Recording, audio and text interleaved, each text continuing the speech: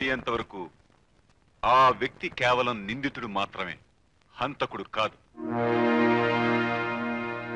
I'm sorry your honour. Thank you your honour. ముద్దాయి రాజు తరఫున వాదించడానికి అనుమతించాల్సిందిగా కోర్టు వారిని కోరుతున్నాను. You are most welcome. Thank you your honour. I may be permitted to cross-examine prosecution witness number 2, 4 and 7. Permission granted. నీ పేరు? కిట్టయండి. ఏం చేస్తుంటావు? కిల్లి కొట్టండి. డాక్టర్ సురేంద్ర రాజు ఆ ఇంట్లో వెళ్ళడం నువ్వు చూసావా? ఆ చూడటమే కదండి నా కోపం వచ్చింది. డాక్టర్ గారి కారు నా కొట్టు పక్కనే ఉంది కదా అని ₹60 బాకీ పెట్టానండి. నువ్వు కోర్టు వారికి చెప్పినట్లుగా రాజు బ్రాందీ బాటిల్ తీసుకుని వెళ్ళాడు. వాళ్ళిద్దరూ కలిసి తాగారు. రాజు వెళ్ళిపోయాడు. ఆ తర్వాత డబ్బుల కోసం నువ్వు ఆ ఇంట్లోకి వెళ్ళావు. సురేంద్రకి నీకు ఘర్షణ జరిగింది. ఆ ఘర్షణలో నువ్వు సురేంద్ర హత్య చేశావు. అయ్యి బాబా అదేటండి బాబు, తిప్పి నా మీద తీసుకొస్తున్నారు. సత్య ప్రమాణకంగా నాకే పాపం తెలియదండి. ఆ రోజు రాత్రి 10 గంటలకే కొట్టు కట్టేసి ఇంటికి వెళ్ళిపోయానండి. సరే, నువ్వు చేయలేదు. కానీ నువ్వు షాపు కట్టేసి ఇంటికి వెళ్ళిపోయిన తర్వాత రాజు అక్కడి నుంచి వెళ్ళిపోయి ఉండొచ్చుగా? ఉండొచ్చండి. ఆ తర్వాత వేరెవరైనా డాక్టర్ సురేంద్రని హత్య చేసి ఉండొచ్చుగా? ఉండొచ్చు కదా అండి. That's all your honour. మీ పేరు? వినోద్. హత్య జరిగిందనుకుంటున్న స్థలంలో రక్తాన్ని పరీక్షించారు కదా, అది ఏ గ్రూపుకి చెందింది? ఓ గ్రూప్. డాక్టర్ సురేంద్ర గారి రక్తం ఏ గ్రూపు? ఓ గ్రూప్. అంటే హత్య జరిగిన స్థలంలో ఉన్న రక్తం డాక్టర్ సురేంద్ర గారిదేనంటారా? ఆ విషయం నేను ఎలా చెప్పగలనండి? హే, 2 గ్రూపులు ఒకటేగా. ఓ గ్రూప్ రక్తం చాలా మందికి ఉంటుందండి. Thank you.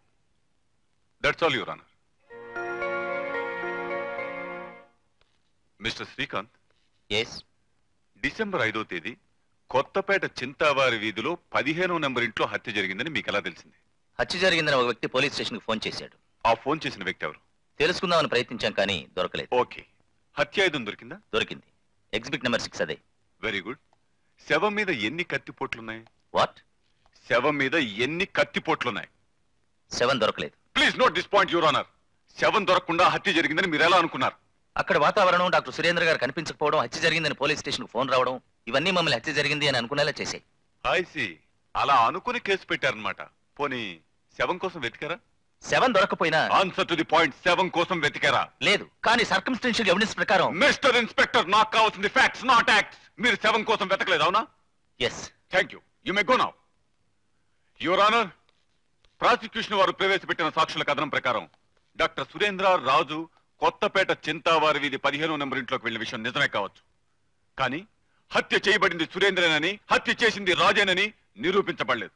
In addition to that, అక్కడ హత్య జరిగిందని, ఆ హత్య ముద్దాయి రాజే చేశాడని బలమైన సాక్ష్యాలు సేకరించడంలో తమ ప్రతిభ చూపించిన ఈ పోలీసులు శవం వెతకడంలో నిర్లక్ష్యం చేశారన్న విషయం స్పష్టమవుతోంది. శవం దొరకని పక్షంలో సర్కమస్టెన్షియల్ ఎవిడెన్స్ ఆధారంగా హత్య జరిగిందని కేసు పెట్టొచ్చు గాని శవాన్ని వెతకుండా మాత్రం కాదు. కనుక శవం దొరికేంత వరకు కేసును వాయిదా వేయవలసిందిగా కోర్టు వారిని కోరుతున్నాను. శవం దొరికే వరకు కేసు వాయిదా వేయడమేనది.